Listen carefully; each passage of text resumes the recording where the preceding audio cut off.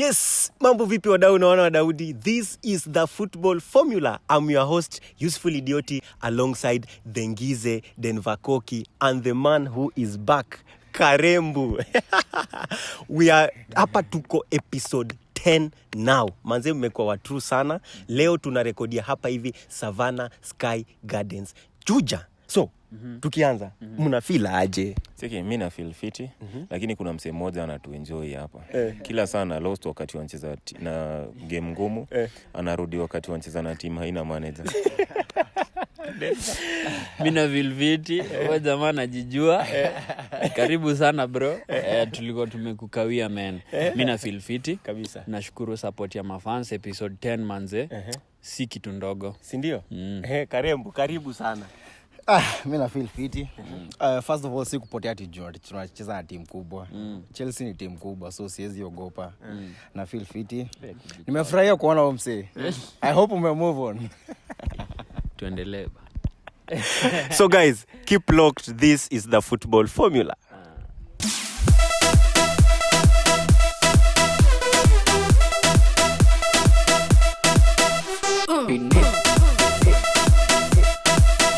So, the Premier League. Sawa sawa? Tunaendelea? Na magame ni mbaya sana. Haaland ni hat-trick tu. Tapatikana tu. Atapatikana? Anyway, moving forward, this game week 10. Sawa sawa? Fixture iko hivi.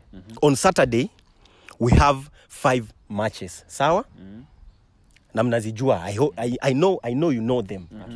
Mnazijua? But tunaweza ambia mafans sio? At 5 p.m. tuko na goal rush. Sawa? 4 games at 5 p.m. Then later kick off at 7:30 p.m. At 5 p.m. Bournemouth against Leicester. Chelsea against Wolves at Stamford Bridge. City against Southampton at Etihad Stadium. Newcastle against Brentford, St. James's Park. Brighton against Tottenham Hotspurs, the Annex Stadium. Bournemouth, Leicester, 5 p.m. Yo. Sawa? So, tukianza. City imekuja na ubaya sana. Na City itakuwa inacheza na Southampton. What do you think about that match? What is your prediction? City versus Southampton. Yes. First of all, kitu yenye imekuwa ikibeba City this season. Nimekuwa nikisema ni hiyo individual brilliance. Kuna De Bruyne, there's kina Foden, kuna kina Gundogan. Ukiangalia hiyo team ya City, kuna players wenye kuna the star in them, the stardom in them. So getting into this game, na feel Southampton hawajakuwa very good side. Na mind you, tukiingia hii game, City watakuwa wametoka kupigana mabao mingi. So na feel balls zitakuwa mingi, and it will be a very easy win for Manchester City. A very easy win for Manchester City. Goal first kwanza. Haaland. Do you think unafikiria Haaland atafunga tena hat-trick game? Okay, hat-trick inaweza kuwa ngumu, but Haaland anaweza funga brace. Okay. Yeah. Okay, sawa. Denver? City Soton haven't won kwa hiyo ground for a very long time. True. I think the last time waliwin huko mtu alizaliwa hiyo time sasa anaweza vote. 2004. 2004. Right? That's a long time. Anyway, Soton haven't been having very good results. True. Na I think they've lost back-to-back games. Sindio? 3 consecutive games. And usually wakipatana na City kuna vile au cheza tu. The only issue is this time City is too oiled. Na there is also the Haaland factor. So pia City being at home, I mean, I don't see them having a chance. But kulakuwa na fight kiasi tu. But City will edge it comfortably. It's a City win for me. Gize?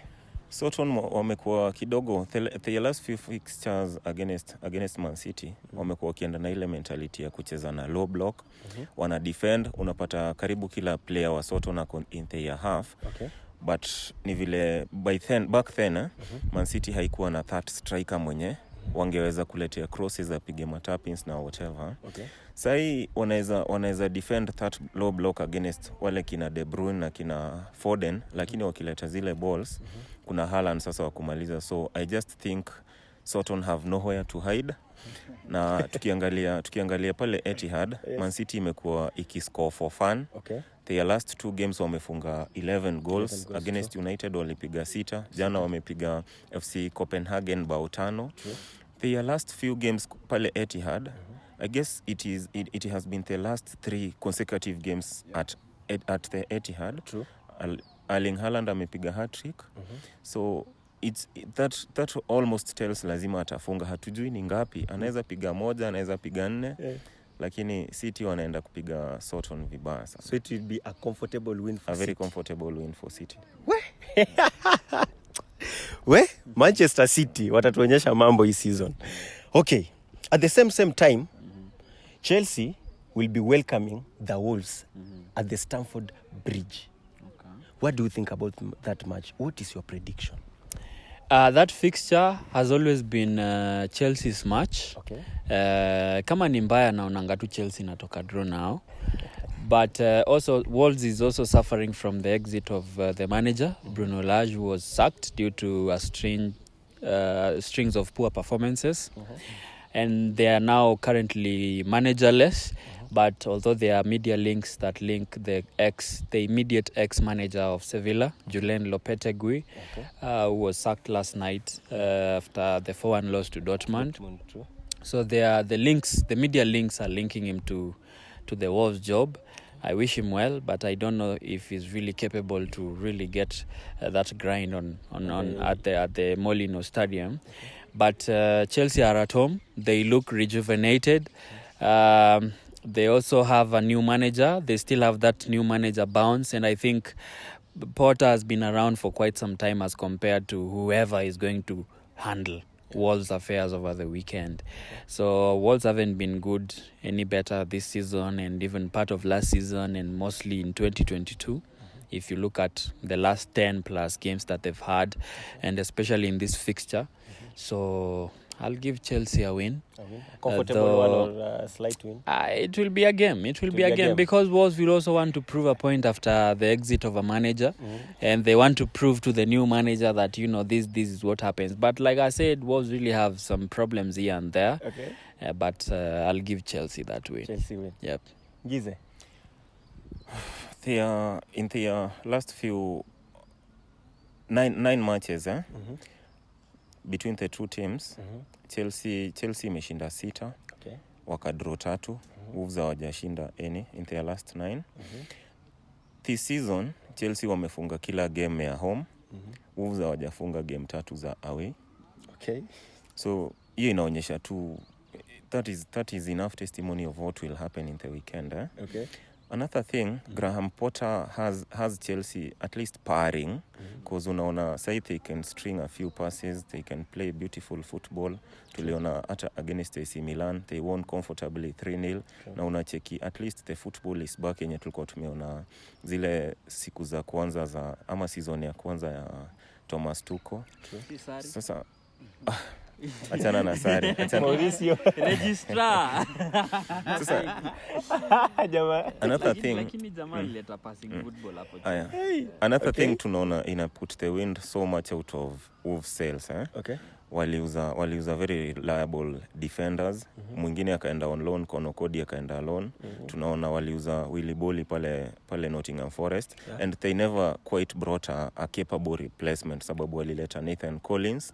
Amekuwa na red card. Actually he has been underwhelming, let's call it so, in their last few. So they are somewhat short in defense. Na I feel Aubameyang is back in form. Amefunga 2 goals in his last 2 matches. Wolves itakuwa na a former Chelsea striker. Yeah, na last weekend tulikuwa tumesema kuhusu players scoring against their former employers. Jana imejirudia tena. Aubameyang aliscore against AC Milan. So we just don't know kama Diego Costa atapull a rabbit out of the hat against Chelsea. But kila kitu inaonyesha tu Chelsea inaenda kuwin very comfortably. It's a comfortable win for Chelsea from you. Yeah. Okay, Chelsea man. Unajirombosa. Daradara hapa mao anajidara. What do you think about that Chelsea Wolves? Naweza anza na kusema I'm a happy person. Okay. Ile football mimi nimekuwa nikijua ya Chelsea. Tumeanza kuona minutes za hiyo football, good attacking football. Juu Chelsea is a big club. Tulipata Graham Potter. Naweza argue hajapata time mzuri kwa nao senior players wa train. So na feel we are yet to see a full Chelsea team yenye imekuwa na a lot of time ya kutrain with the new coach.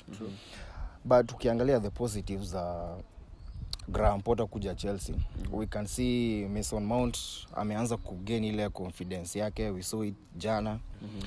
Kepa amerudi na Graham Potter amenifurahisha na kitu moja, ni coach mwenye haogopi big names. Okay. Kama uperform una dropiwa. Tuliona Havertz jana li dropiwa. Mendy pia amedropiwa. Mendy hata amecheza under huo jamaa kweli. Okay, tunaweza sema amekuwa injury. But pia kuna some news wanasema Graham Potter anaona Kepa akuwa like his first choice coach. Won't be surprised. Hii season shida yetu ilikuwa scoring goals. Tulibai Aubameyang. Okay, Aubameyang anaweza kuwa mtu mwenye game nzima hautamuona, but ile time chance inatokea tu, ana bounce na anafunga bao. So I feel Chelsea fans ni tunafaa kuwa tunafurahia juu football yetu, club yetu imerudi. We will be scoring goals, 3 points. I'll give it an easy win for us. An easy win for Chelsea. An easy win for us. Hata kama najua Diego Costa atakuja ule msi atakuja atry kujiprove kwa mafans wake juu Costa alikuwa player wetu. But I feel tutapata a very easy win. Okay. Watu wa Chelsea wanajirombosa. Anyway, at the same time, other 2 matches at 5 p.m. Bournemouth, Leicester, and Newcastle, Brentford. Bournemouth, Leicester. A very tricky fixture for both teams. Leicester haijashinda away from home this season. Okay. Actually wako na only 1 win this season, na draw moja. In their last 5 encounters, sidhani Leicester imeshinda away at the Vitality Stadium. On the other hand, kuna players kidogo wa Leicester wamerudi back in form. Tukiangalia kama Maddison is firing on all cylinders. Alafu tukiangalia pia wachezaji wengine kama Harvey Barnes amerudi, kuna Tielemans kidogo. Vardy ndo anaonekana bado hajarudisha his Vardy anazeeka. On the other hand, Bournemouth since wapigwe 9-0 na Liverpool hawaja lose any game, though despite could draw so many games, hawaja lose, especially at home wamekuwa very formidable. And I think Bournemouth will somewhat grind a result from that. Okay. But naona itakuwa draw sana in my opinion. Yeah. Okay, Denver. I think Leicester will be buoyant going into that fixture after their 4-0 win. Okay. Their first win and their first clean sheet, if my memory serves me right. So I expressed my condolence, my sympathies and wishes to Leicester. Commiserations to Leicester on the verge of their fixture against Nottingham Forest. Because I feel Leicester really needed that win to kickstart their season, which they did comfortably, won. Maddison has been a man on form despite the strings of poor results by Leicester. So they are going to a ground where they hardly get all the full points. True. And then they are also meeting a side who are still on the search for a new manager as well, a new full-time manager. And they're also going to a side that is extremely motivated, especially after the departure of Scott Parker. We've seen their latest result. They haven't been losing any games. So that fixture points to a very big draw. But if Leicester carry on with the same zeal that they had going into that fixture versus Forest, then I wish them well. Yep. So it's a draw It's from a draw for me. If and aside us to pick points, I'll go for Leicester. Okay. Yep. Hey, nakuambia ni mambwembwe guys. Karembu. Hii game the big thing in Leicester wataenda nayo kwa hii game ni wametoka kushinda with a 4-0 win. 4-0 margin. So ni kitu player akicheza atakuwa nayo kwa akili yake, mentality ya we're going to win this match. Juu last time tulishinda. Prediction wamesema draw but sijui na feel hii game Leicester wanaenda kushinda na either 1 or 2 goals. 1 or 2 goals. So it's a slight win from you. Yeah. For Leicester. Yeah. Guys, this is what we say hapa hivi kwa football formula. Tunakupiga fact na tunakupiga prediction. What do you think? Tuambie hapo hivyo kwa comment section. As we move on, at the same time, Newcastle will be facing Brentford. Brentford. In their last fixture, Brentford drew with Bournemouth 0-0. So, coming to this match, and Newcastle, in their last game week, you saw what happened. I think Newcastle had it easy because they had a numerical advantage for 82 minutes, excluding stoppage time. Very true. But anyway, that is never an excuse because the game is started by 11-11. So if you lose that via numerical disadvantage or advantage, it is not written anywhere in your scoreboard. Very true.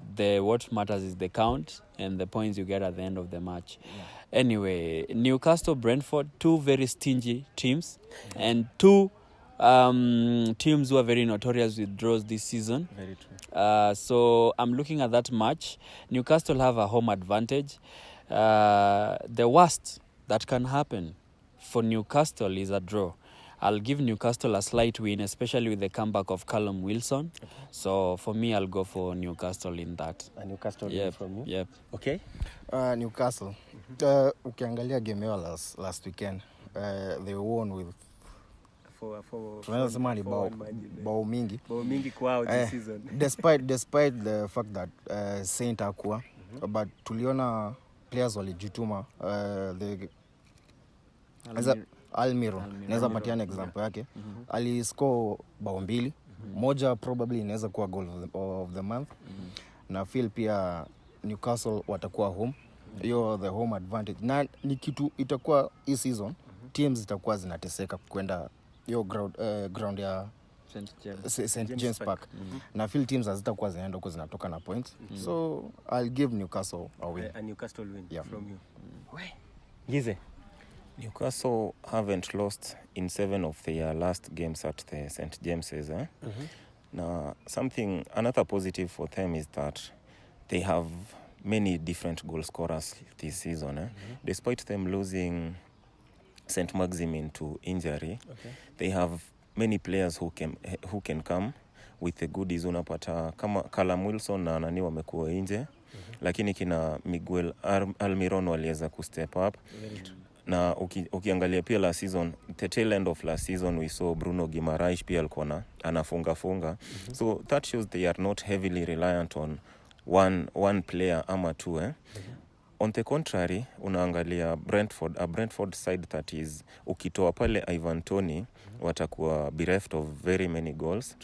Na hiyo inaonyesha kidogo Brentford watasafa pale St James's, because first the atmosphere itself is out of this world. Na I guess despite drawing in their losing in their last 2 fixtures, Brentford, sindio? Yeah. They drew 0-0 with Bournemouth. Yeah, in their last game. They lost, right? They lost the previous match against Arsenal. Yeah. And then they drew 0-0 against Bournemouth. Yeah, I think this fixture will offer little consolation to the Bees. Okay. Yeah. So from you, Newcastle, very very heavy favorites for that game. Nitawapatia 2-0. 2-0. Yeah. We. Okay, so that is it. At 5 p.m., those are the 4 matches. Then the game that will end our first half of the game week 10. Let kick off 7:30 p.m. Brighton will be welcoming Tottenham Hotspurs. In the last game week, Brighton drew 3-3 against Liverpool at the Anfield. On the other side, Tottenham lost against the Arsenal at the Emirates. So, do you think Tottenham will bounce back, or what's your prediction to this match? Brighton versus Tottenham. First of all, now, at the beginning of the season, time ya window, transfer window, most of us football fans tuko tunaogopa Tottenham because we saw the recruitment they made. Unabuy player akona talent na akona experience. But getting into the season, I guess that's not the feeling like kile kuogopa Tottenham. You have players like akina Kane, Son hajakuwa kifunga. Pia na feel Tottenham game wanaenda kulose. Conte hajakuwa na plan B. Like unaweza ona hii game ile tactic nilienda nayo high function.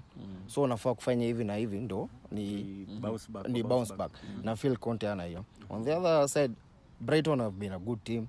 The players akina Trossard. Na feel pia watataka kuonyesha hata kama Graham Potter ametoka, will still continue playing that beautiful football. So my prediction will be a draw or a win for Brighton. A draw or a win from Brighton for you. Brighton, Tottenham. Tottenham really find it difficult to win at the Annex Stadium in the last couple of years. Conte's tactical nous or competence over the last couple of weeks hasn't been versatile. If you catch them off guard or offside, then it gets very difficult for them to get into a game. So I feel Brighton have a chance to get something from that game if they don't concede fast. Okay. You get the point? But then, Conte is, as obvious, he always go for back three. True. We all know that. And then that is a system that Brighton has also perfected on, especially before Graham Potter left. Yeah. So, I remember when Conte came to the Premier League in 2016-17, picking up Chelsea side that finished 10th and winning the title with them. Okay. Most of the teams that managed to get a point from them, first, they man-marked their main man. You remember the Herrera-Hazard thing? Okay. Secondly, Pochettino picked a few points from Conte during that era. And what he did, he threw at them also a back three, a similar formation. Okay. So I feel if they go for a similar formation, a draw is massively looming. But being the Annex Stadium, I still think the flashes of Graham Potter's foundation are still very much evident. And also Brighton did a good job in hiring a manager who I feel, I know it's too early to compliment, but I feel the hiring of Roberto De Zerbi as the successor to Graham Potter is an icing on the cake to the foundation that was set up by Graham Potter. So Tottenham will really have to grind for a result over there. So it will be a tough match. I know they have a setback in the match they lost at the London derby and the unfortunate draw at Frankfurt in a game where I feel in a fixture where I feel they could have at least taken the 3 points to stand a chance of qualifying, but they didn't. So I don't know their capability to pick up points, but I think at this point, Conte can only be lauded by the physical presence of Tottenham Hotspur. Tactically and the ability to win games, especially the important games, will be very difficult. And they are meeting a Brighton side that is resting. Okay. You get the point? Okay. So I think it's a draw for me. Okay, a draw for you? Yeah. Okay. So guys, hivyo ndio hiko. Ni mbaya, ni mambwembwe. Na bado. Gize. Trossard was mesmerizing at Anfield last weekend. Tuliona alitoka pale na hat-trick. Akona 5 goals already to his name this season. On the other side pia Harry Kane akona 7 goals. So this game promises some goals. Lakini kuna kitu moja Conte alisema after game ya Arsenal, after they lost to Arsenal alisema ati yeye hajali kuweka low block, na wale watu wanaleta hiyo that sort of criticism. Afadhali yeye hawezi lose a game by 6, 7 or 8 goals. So that means yeye ana defend kwanza, alafu ndo ana try that hit smash and grab kind of thing. Na tukiangalia akona the weapons to do that in Son, Harry Kane, wamemiss Kulusevski sana. Tunaangalia pia pale Emerson Royal alipata red card last weekend, so methinks ataleta sidhani bado ataleta Jed Spence kwa ile squad, so naona kama atarudisha Ryan Sessegnon at left wing back, alafu apeleke Perisic ile side ingine. Na feel kidogo itawasumbua cause Kulusevski alikuwa so instrumental in their wins in the last few fixtures. Yeah, very true. Na Brighton pia tunaangalia beside Trossard kuna watu wengine kama Gross wako very good na wanaweza hurt anytime. Nani Welbeck has always been a constant thorn in the flesh. Hata kama hafungi sana this season, he can assist. Na Caicedo pia pale katikati ya grau. So it will be a very tight affair. Na at the Amex, Brighton hawaja lose this season. Roberto De Zerbi alitake the game to Liverpool at Anfield, so I think he will go all guns blazing pale Amex. Naona kidogo that will be a very tough game for Tottenham. Mimi naweza sema the best Tottenham will get from that game will be a draw. Yeah. We. So guys, hivyo ndio Saturday fixture itakuwa. Na nakuambia itakuwa mbaya sana. Hey, tuambie hivyo kwa comment section. What do you think about the Saturday fixtures? Sawa? Guys, we are going for a short commercial break. Alafu tukirudi, Super Sunday we in it. Sawa? Keep locked. It's the football formula.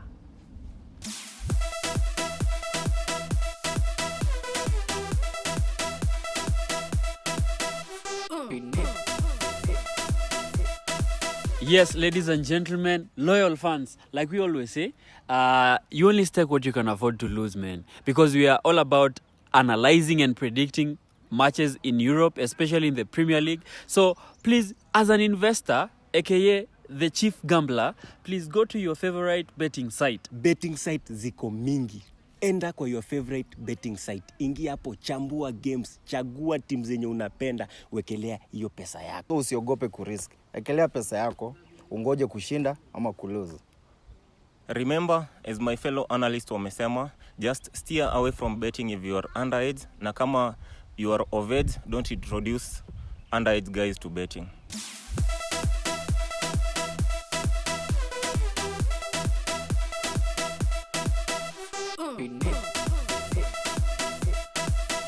Yes, guys, welcome back. This is the football formula.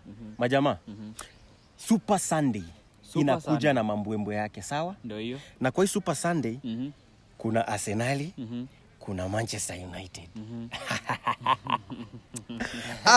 Nimependa. But on Sunday, early kick-off, kutakuwa na matches 4 p.m. Sawa? Crystal Palace against Leeds. Crystal Palace will be welcoming Leeds at the Selhurst Park. Then, West Ham will be welcoming Fulham at the same time, 4 p.m. At the London Stadium. Arsenal will be welcoming the Reds, Liverpool at the Emirates, where pale Goodison Park, Everton will be hosting Manchester United, the Red Devils. Hapo staki to waste time. It's Super Sunday, sawa. And in Super Sunday, vitu inatamba, sawa. Umetoka kanisa, unategea game. 4 p.m. Sawa. What do you think? Wacha tuanze na hizi curtain raisers, yeah? Yeah. 2 curtain raisers at 4 p.m. Nataka mniambie tu unaona kutendaje. Crystal Palace Leeds. Crystal Palace at home. I expect them to bounce back from their setbacks previously. So I'll give Palace a slight win. Palace a slight win. Yeah, something like a 2-1.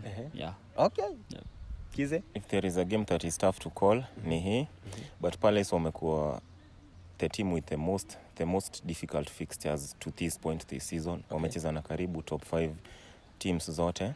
Na wako 17th in the table, so they'll be looking to start a good run kuanzia hapa kuendelea. So I'll give them a slight win, lakini wale investors wanaweza ekelea na over 2.5 goals because this is going to be a goals galore. Itakuwa na mabao chungu nzima. Gigi. I feel the game itakuwa na goal fest. So I feel the game yenye itaenda either way. Any team can win, any team can win. No, of course kuna team ita lose. So it's a double chance for you. West Ham Fulham. West Ham Fulham. Whoa, West Ham finally won a game after languishing for so long in the bottom 3.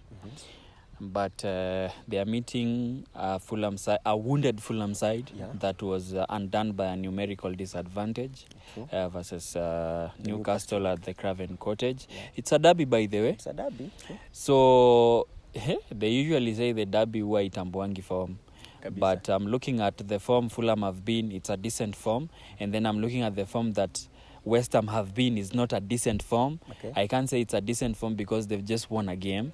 So I think for me it will be a goals galore game. I think I'll give it a draw. A draw. Yep. West Ham Fulham. Gize, A game pitting two teams zenye zimesign two midfielders that I have been admiring for so long. West Ham walichukua Lucas Paqueta na Fulham walichukua Joao Palhinha. Na alimiss last game against Newcastle wakapigwa 4-0. So I expect interesting things pale katikati ya uwanja. But nikiangalia West Ham naona kidogo they are the stronger side. They don't score many, they don't concede many.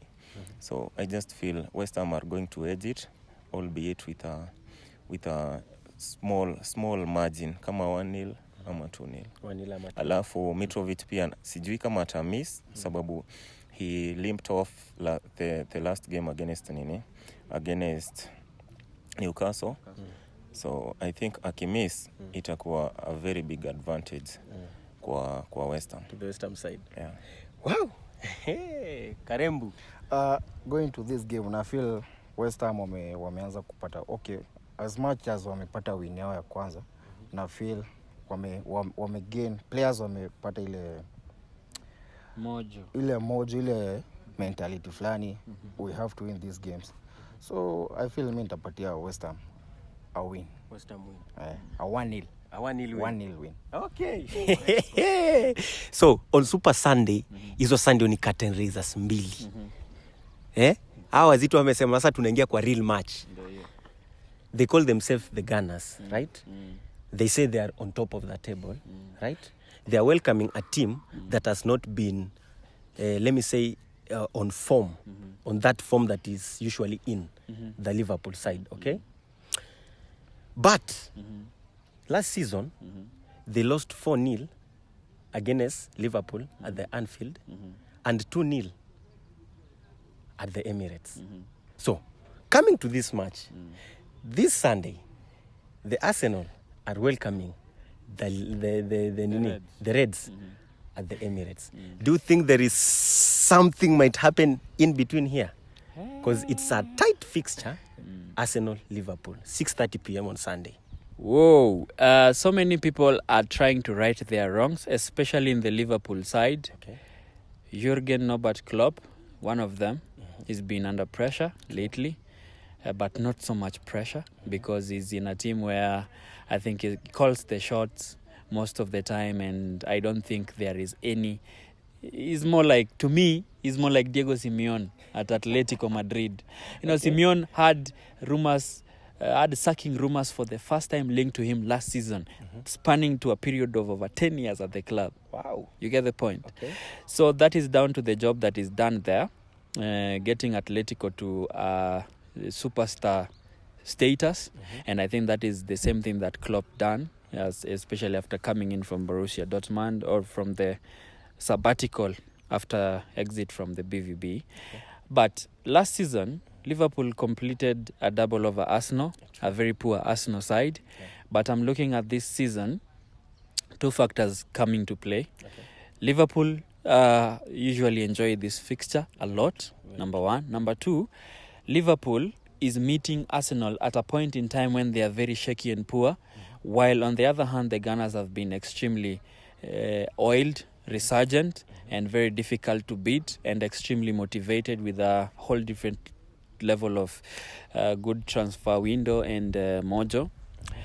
And Arsenal being at home, with the way Liverpool have been playing lately, if they really don't put in so much care, then Arsenal can steal away that win. So my heart really wants Liverpool to win, but I'm looking at the form of the current teams. Arsenal is likely to win that. So it's an Arsenal win for you? For me, it's an Arsenal win. A slight win or a comfortable win? Slight win. A slight win. Also, man to watch, Bobby Firmino. Very, very, very prolific versus Liverpool. And Salah. Versus the Arsenal. Versus Arsenal, I He mean. scores the Arsenal Yeah, a lot. yeah, and Salah. Okay. Yep. Karembu. Wewe unacheka tu. Amesema kitu moja, angependa Liverpool washinde. And I would say the same. But kusema kweli itakuwa ngumu. Looking at Arsenal, kama kuna kitu mzuri ilifanyika na Arsenal, ni kupata their forward Gabriel Jesus. Si wote tumekuwa tukiwatch matches za Arsenal. Very true. Most probably ni juu tunataka tuone wakilose maybe. But the guys wamekuwa kicheza good football. Jesus amekuwa na good understanding na forwards wake Martinelli na Saka. Their mid is good. Xhaka amekuwa a different player this season. Okay, he has been good. Maybe the other seasons hajakuwa na partner mwenye anafanya cheze compliment. Last season alikuwa na party, this season amekuwa na party, and we have seen amekuwa na goal contribution I guess 3 ama 4. Yeah, he has about 5. 5. Yeah, he has about 5. Mongeo factor ya Jesus he will score, atarudi ku defend. We saw it against Tottenham kwa derby. Ilikuwa I guess ilikuwa around dakika 43. Kuna time Richarlison alikuwa na ball na Jesus alitoka mbele akakuja ku defend na he won the tackle. On the other hand, Liverpool this season I feel Liverpool wame lose identity yao. Ukiangalia Trent hana confidence, but he's doing the things he used to do ile time alikuwa na confidence. On the other side, Van Dijk sijui amepoteza the cleverness he had, the positioning yake yenye alikuwa nayo ile time watu walikuwa nasema he's a good defender. Sasa sioni kama ako nayo. Then kuna hii factor ya Mane alitoka. Mane alikuwa anafanya pressing na teams za club hadi kutoka Borussia Dortmund zilikuwa zile teams mnaanza ku defend from the front. Na hiyo ndio kitu ijakuwa happen.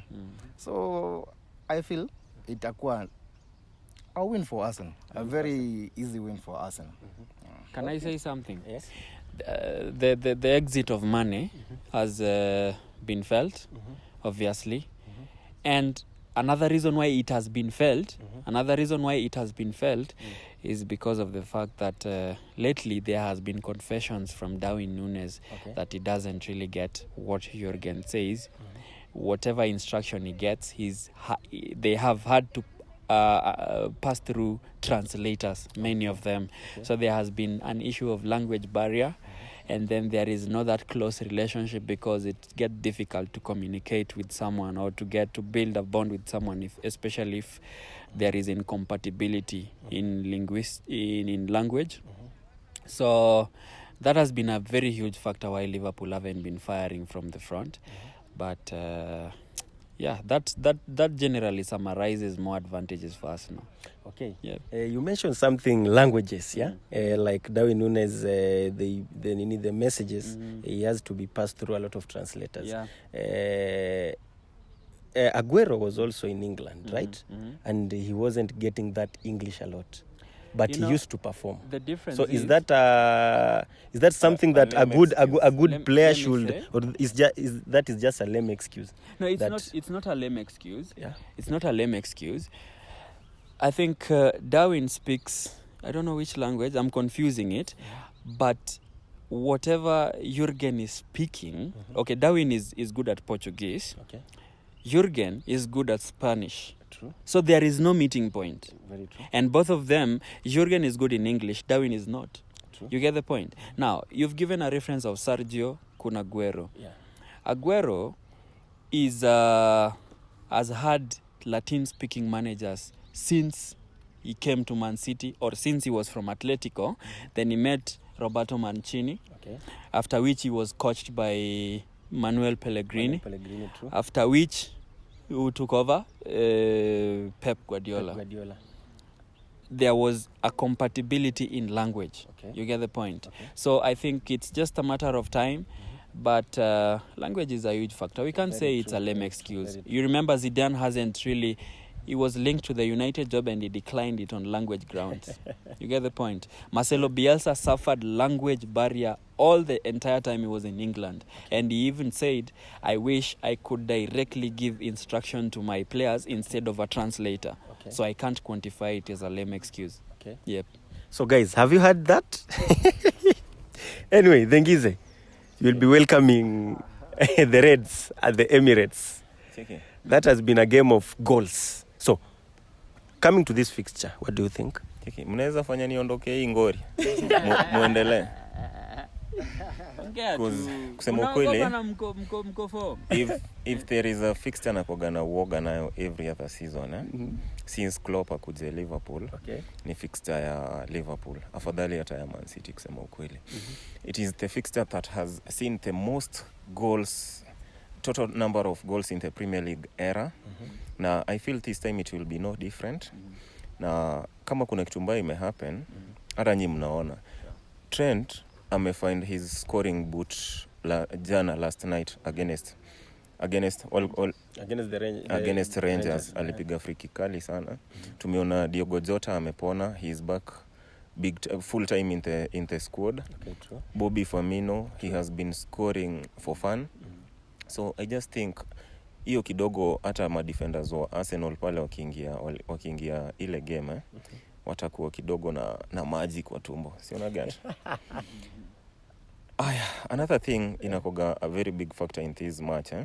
They obviously have a better goalkeeper in Alisson. Tunaonaga most of the time he pulls very very very good saves against our side.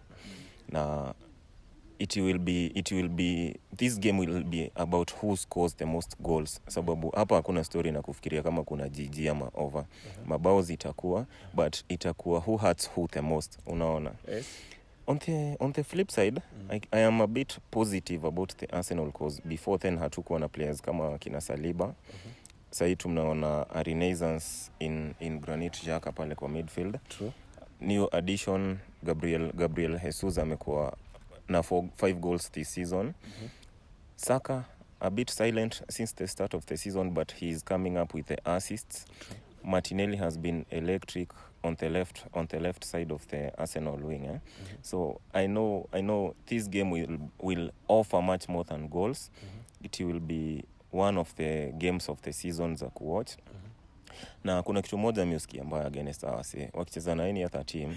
Yes. Mara most kama sasa nimesema Chelsea naona ikiwin, lakini manzee wao wanakoga against mimi, sijui shida inakoga nini. Ama ni juu tuko high flying. Nimesema mtawi. But before then wamesema wanaomba to lose. Unaona? So ile hiyo kitu wanasema wanaomba to lose, si ndio? But I just hope tutawin hiyo game. Na another thing, pale kwa transitions zetu za Arsenal kwa kwenda mbele, tunaendaga as a unit. Unacheki the passing si ati ni ile long balls, tunaendaga those short passes from the back to the front. Na unapataga against Liverpool, aside like Liverpool ikiwa na Robertson na Trent, waki happen to win that ball, we'll switch very long balls to the Forwards. marauding strikers kina Salah na kitambo ilikuwa Mane. This time it will be Luis Diaz, kina Diogo Jota. That Bobby Firmino. Teams zinacheza game kama hiyo ziu hat Arsenal sana. That's when nilikuwa nasema Man City si waogopangi sana kushinda Liverpool, but I just think this game tutascore more than they will, na kidogo naweza sema tutashinda 3-2. 3-2. Yeah. You better. You Tuendelee tu. For the inasema for the interest of time. For the interest of time. Ati? Washinde. Lakini wanaweza kosa kushinda. Okay. But washinde. Okay. Sawa. Mimi hata tukilose bado nini episode 11 takuwa hapa. That's a nice joke. Prior consolation. So, inakaa Super Sunday itakuwa na mambo mbaya sana. Kawaida. So on Sunday, game yenye natufungia Super Sunday, 9 p.m. at Goodison Park, the Red Devils will be facing Everton side. Everton versus Manchester United. Yes. Going to this game, I feel Lampard amekuwa akifanya a very good job with the team. Lampard akikuja Everton, he came with other ideas, but akapata players wenye ako nao, kuna ideas zingine hazitawafit. So he chose to get players wenye at least watasuit hizo ideas ako nazo, a mix na players wenye alipata. Everton this season ndo the team that has conceded the least goals. Siwezi sema hivyo juu Manuel alipigwa 6 last weekend. But pia Hiyo si analysis. Okay. Hiyo ni banter. I feel Manchester United they will be looking forward to bounce back from the heavy defeat. The coach Ten Hag atakuwa na players wake watakuwa na nataka kuonyesha the football world that hata kama tulipigwa we can bounce back and maybe get this point. But kidogo nitapatia Everton a win ama draw. Win ama draw from you. Sikupati sahi. Fikiria. Usinipe bro. Sawa. Kwanza hiyo statement. Natachisha. Ngize Everton Manchester United Goodison Park 9 p.m. on Sunday. Eventually, Frank Lampard appears to have come up with a decent squad, very well oiled. Okay. Midfield yao ni I can say among the best in the top 10 teams this season. Sababu ukiangalia pale Onana, Geye na Iwobi wamekuwa wazuri sana. True. Alafu wameongeza Neil Maupe na hatuko tunajua kama Dwight McNeil anaweza cheza left wing. Yeah. So they are somewhat dangerous in attack at the moment. Alafu kuna kitu moja mimi nilikuwa nasema Wolves hata wanafaa tu kupigwa vile wanapigwa hata wakifuta coach. Something they did very bonkers ni kutuma Konokodi to Everton on loan. He has been very instrumental in their last few games. Na ukiangalia his partnership with James Tarkowski wamekuwa very good. Ukiangalia on the right side, yes, watakuwa na Miss Patterson, but Seamus Coleman I guess will be equal to the task. Okay. The only person who will be having a hell of a time naweza sema itakuwa Vitaly Mykolenko, because he will be against an informed Brazilian in Anthony. But I still think they have what it takes. The Everton faithful will be behind the team. Yes, Manchester United are a very good team, but they'll be looking to bounce back from that defeat, very very big defeat by City. Lakini naona Goodison Park will not be a happy hunting ground for them. Mimi nitasema pia vile mtu wangu ile mwisho ingine amesema mimi naona a draw ama win ya Everton. Na tusisahau pia factor ya Pickford. That guy during big matches anakuaga one to watch. Okay. So to the main man.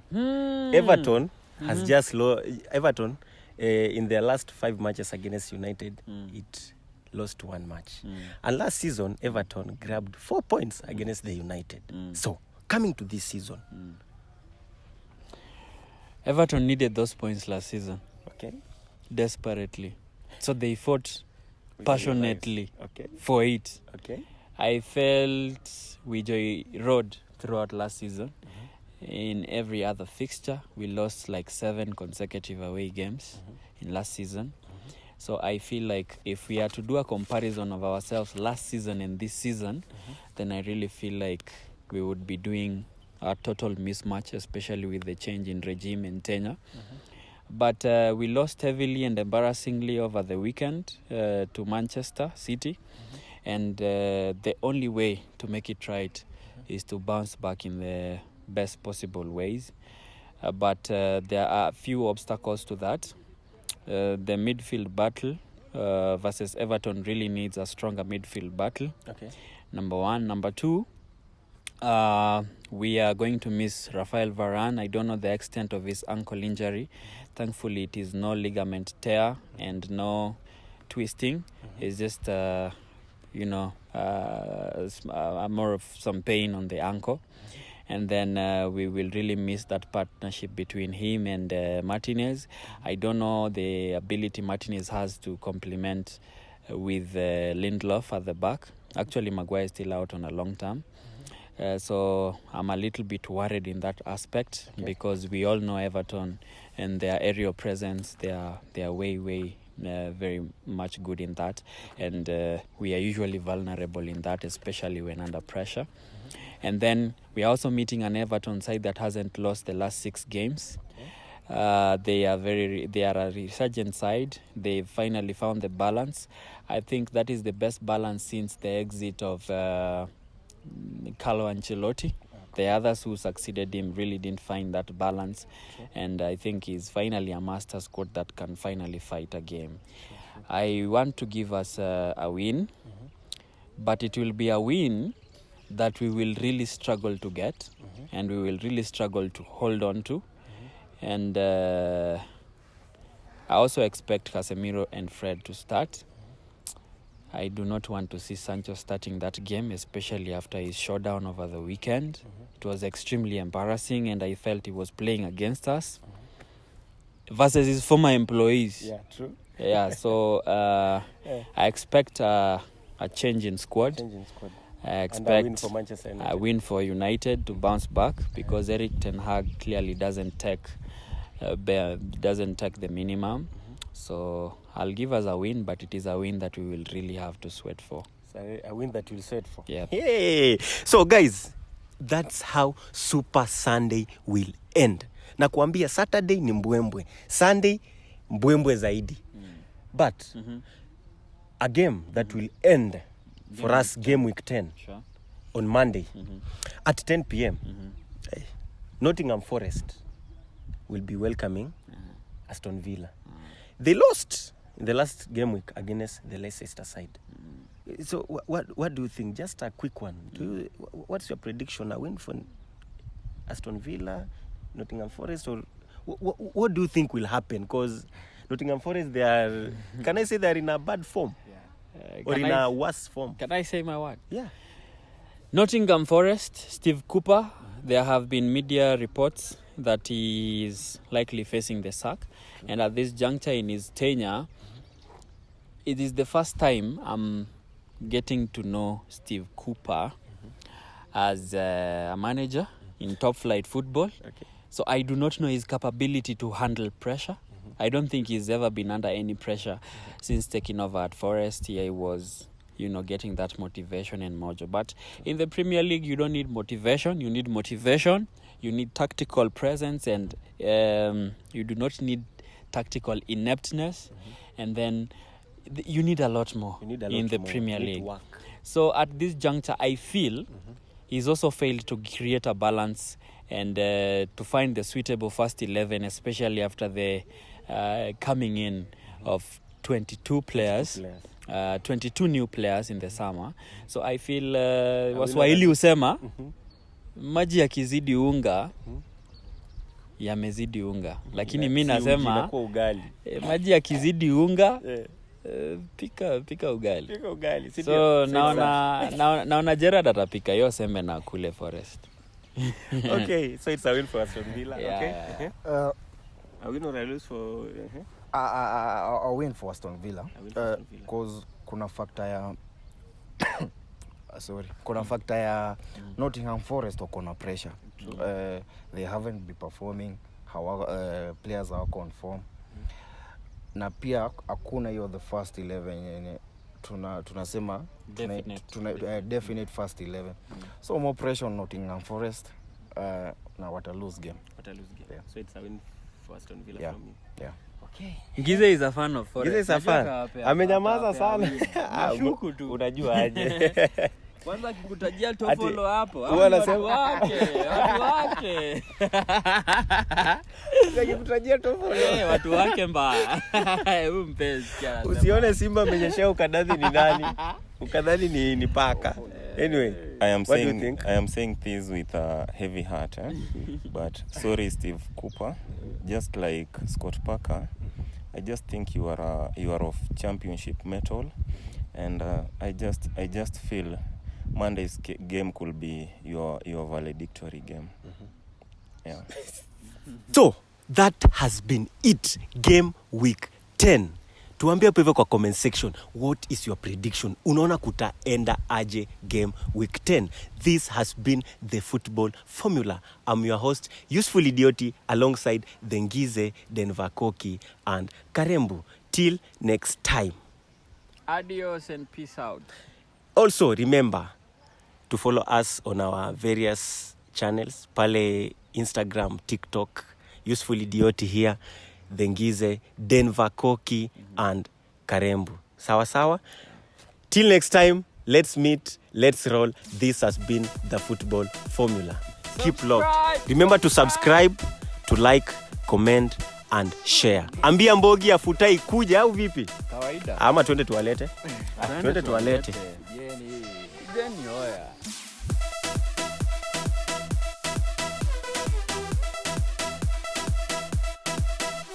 Beneath